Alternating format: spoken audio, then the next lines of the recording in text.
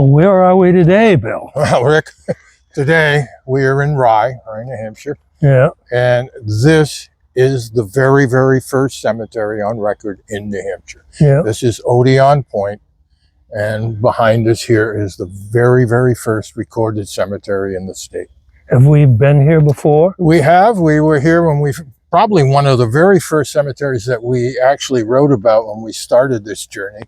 And we were here, and it was right after a storm, and there was an enormous chestnut tree that had fallen down from about the other side of the wall there, and it was right up against the large stones that you can see at the end there, which are the Odiorne family stones. So we'll talk a little bit more about that. Yeah, I remember when we went in there, we couldn't even see really the Odiorne family stones because they were covered by the tree.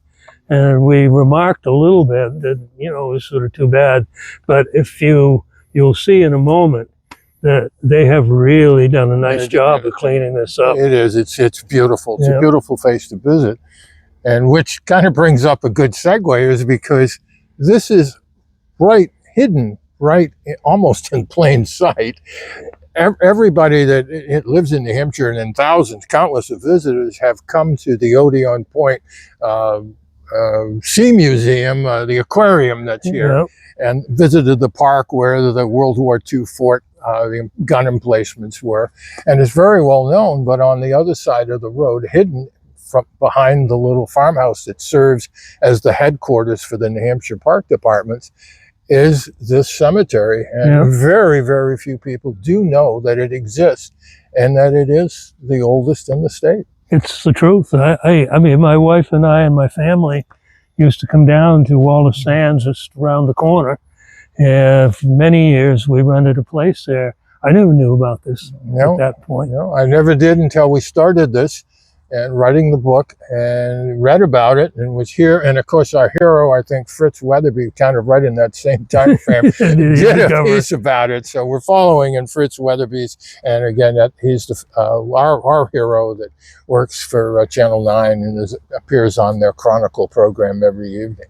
Well, you wrote the article on this one. So let's see, what you discovered. All right. Well, first off, fishermen were coming to the New World, or New England as we know it today, for a long time before anybody really started chronicling the fact that it was here. And it goes to the fact that fishermen will never divulge where they fish. Good fishermen will never tell you where the good places are. He'll send you somewhere else. And I suppose we're no different than that. And that's exactly what had happened. There was a fishing operation out on the Isle of Shoals here, and Captain John Smith, the famous Captain John Smith, noted that in 1616. So it was well known that this was a great fishing ground, and cod, of course, was the fish of choice. So I have no idea, but there's a fellow by the name of David Thompson. I have no idea if we're related. But David, and he was a Scotsman. Well, and you have that heritage. Yeah. As do I.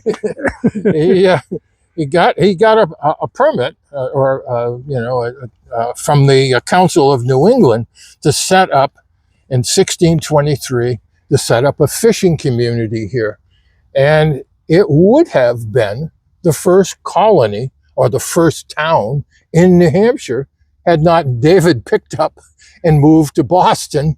And if anybody knows Boston Harbor, you will know that there is a Thompson Island in Boston Harbor, and that's where he set up his second fishing operation. But he was here for a number of years. He built a stockade to defend the place from the natives, and the first individuals from that small group that came here to fish are buried right here behind us.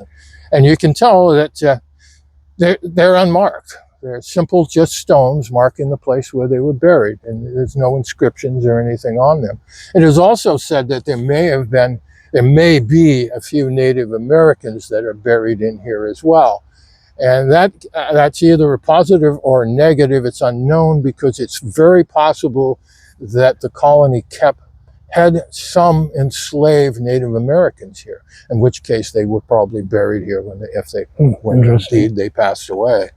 But the fishing here must have been Has to successful. have been astronomical. Because- And to go back to Captain John Smith and his writings, he talks about how marvelous the fishing was and what it was. And of course, it's no longer. Well, he that. also came here because Plymouth Plantation needed fish. Yes. Well, that's an interesting little story because the colonists from Plymouth came up here desperate, and David Thompson took his own scallop, which is a ship, a little ship, a little boat, and he loaded it up with cod and took it down to the starving colony and may very well have saved them. Yeah, interesting. So,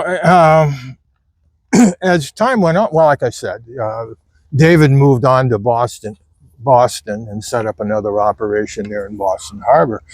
Another family came along by the name of Odiorne, and that's who gives Odiorne Point its name today. And if I can find in my little notes here, Ibn el Odiorne started, his farm was here in 1660. And they are also buried here. And if you look to the rear of the cemetery, over to the left there of our shot, those large stones are of the Odiorne family. So, and we all know, a lot of people, if you're a New Hampshire resident, you know the terrible story of what happened to the Odiorne family. They owned this, of course, from 1660 right up until World War II. Oh, yeah, can you imagine? So that's when the government, the federal government, took it over, and that's when the gun emplacements were put in place here across the road here, and they were meant to defend the submarine base and the naval base in Portsmouth Harbor. After the war, the land was given to the state of New Hampshire. Not back to the Odiornes. But not back to the Odiornes. And when the Odiornes cried foul and tried to get their land back, the state brushed them aside and kept the property, and that's the way it is today. That's why it's a state park. Yeah.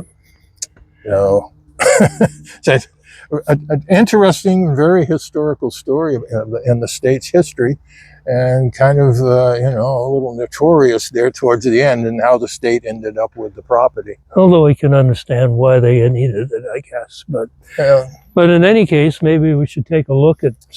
Because last time we were here, as I mentioned, we couldn't see some of these graves. Right. So we're anxious today to see some of this that we haven't seen before. We've just set up and we haven't gone inside. By the way, you have to excuse us if I'm dancing a little bit. The mosquitoes here are we are getting eaten bloodthirsty. Now we're looking at a lot of those unmarked graves. Reminds me a little of some of the pauper cemeteries we've seen. But I think a lot of this is, in those days, basically you didn't have somebody, unless you really were well-to-do, that could come and do a stone for you.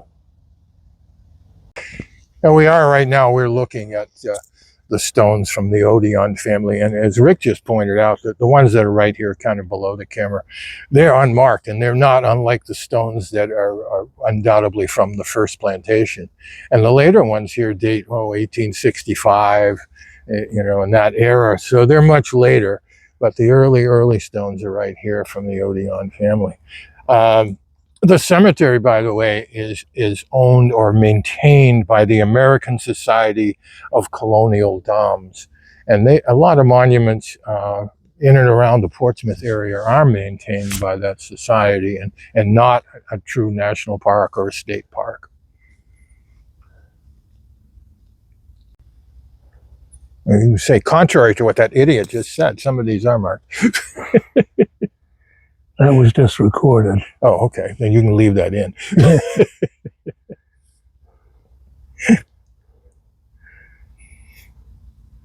Now, these are probably some of the original graves, although we did notice over here right on the right, it does say 1805 or 1804, 1805.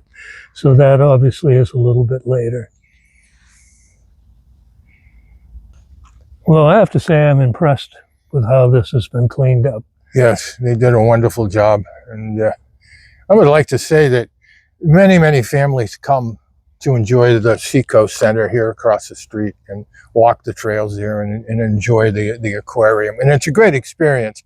But if you have the time, this is a great place to bring the family and think a little bit about the early history of New Hampshire.